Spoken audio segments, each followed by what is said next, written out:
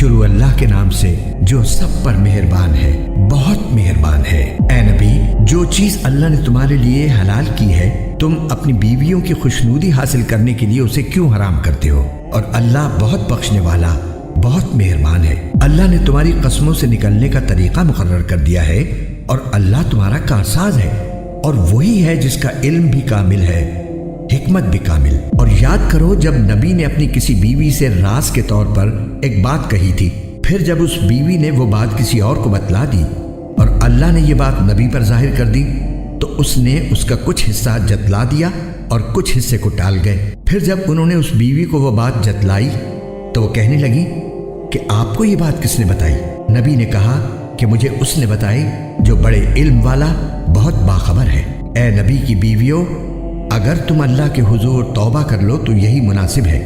کیونکہ تم دونوں کے دل مائل ہو گئے ہیں، اور اگر تم نبی کے مقابلے میں تم نے ایک دوسری کی مدد کی تو یاد رکھو کہ ان کا ساتھی اللہ ہے اور جبرائیل ہیں اور نیک مسلمان ہیں، اور اس کے علاوہ فرشتے ان کی مددگار ہیں۔ اگر وہ تمہیں طلاق دے دیں تو تمہارے پروردگار کو اس بات میں دیر نہیں لگے گی کہ وہ ان کو تمہارے بدلے میں ایسی بیویاں عطا فرما دے جو مسلمان، ایمان والی، طاعت شعار، توبہ کرنے والی، عبادت گزار اور روزے دار ہوں، چاہے پہلے ان کے شوہر رہے ہوں یا وہ کنواری ہوں۔ اے ایمان والو، اپنے آپ کو اور اپنے گھر والوں کو اس آگ سے بچاؤ جس کا ایندھن انسان اور پتھر ہوں گے۔ اس پر سخت کڑے مزاج کے فرشتے مقرر ہیں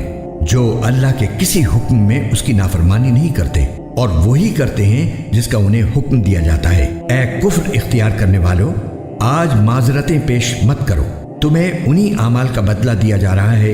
جو تم کیا کرتے تھے۔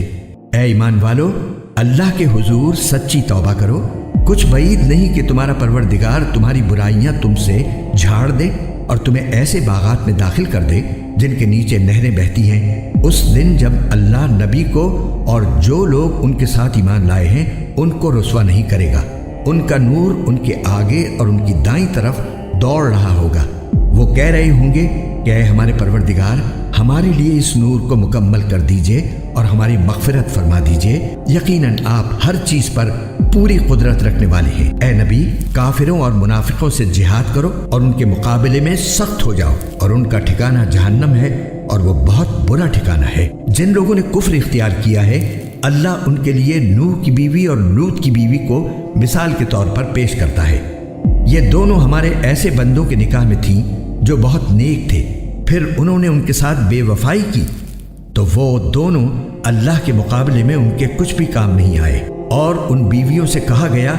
کہ دوسرے جانے والوں کے ساتھ تم بھی جہنم میں چلی جاؤ۔ اور جن لوگوں نے ایمان اختیار کیا ہے ان کے لیے اللہ فرعون کی بیوی کو مثال کے طور پر پیش کرتا ہے، جب اس نے کہا تھا کہ میرے پروردگار، میرے لیے اپنے پاس جنت میں ایک گھر بنا دے اور مجھے فرعون اور اس کے عمل سے نجات دے دے،